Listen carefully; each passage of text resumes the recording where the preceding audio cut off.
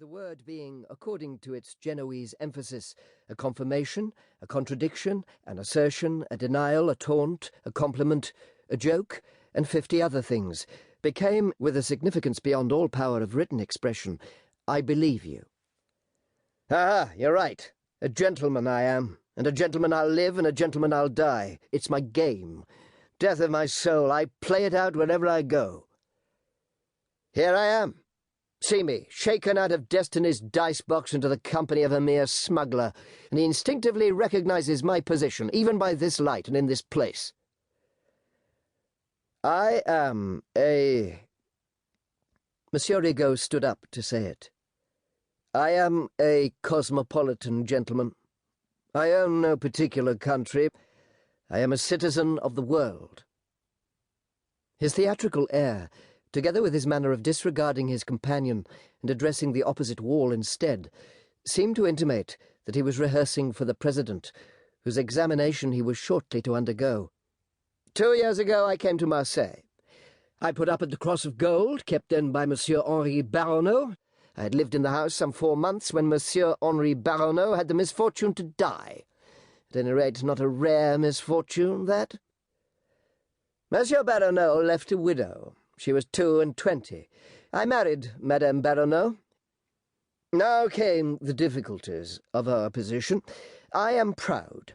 I can't submit. I must govern. Unfortunately, the property of Madame Rigaud was settled upon herself. Such was the insane act of her late husband. More unfortunately still, she had relations.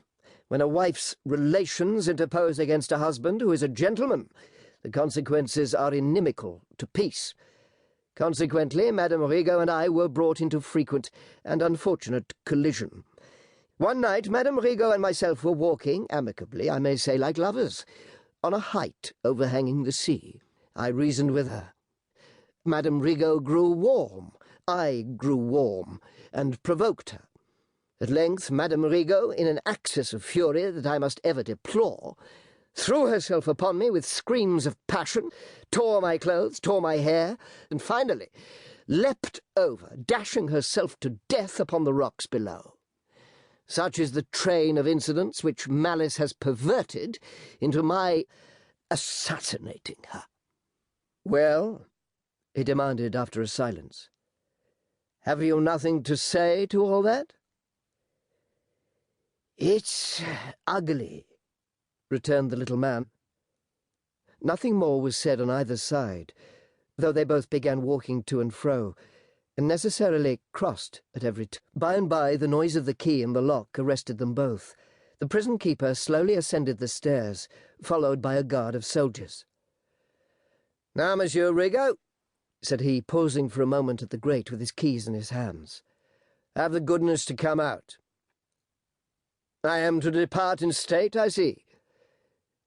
"Why, unless you did," returned the jailer, "you might depart in so many pieces that it would be difficult to get you together again. There's a crowd, Monsieur Rigaud, and it doesn't love you." There is no sort of whiteness in all the hues under the sun, at all like the whiteness of Monsieur Rigaud's face, as it was then. He lighted another of his paper cigars, put it tightly between his teeth, threw the end of his cloak over his shoulder again, and walked out without taking any further notice of Signor Cavaletto. The door clashed, the key turned, and a ray of unusual light and a breath of unusual air seemed to have passed through the jail, vanishing in a tiny wreath of smoke from the cigar.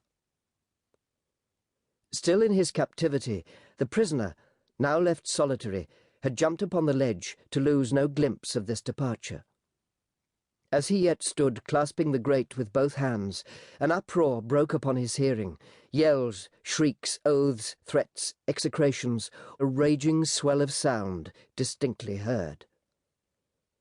Excited to know more, the prisoner clasped the grate and tried to shake it, leapt down and ran, leapt up and listened, and never rested, until the noise, becoming more and more distant, had died away.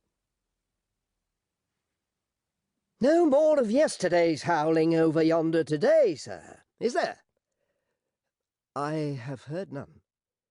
"Then you may be sure that..."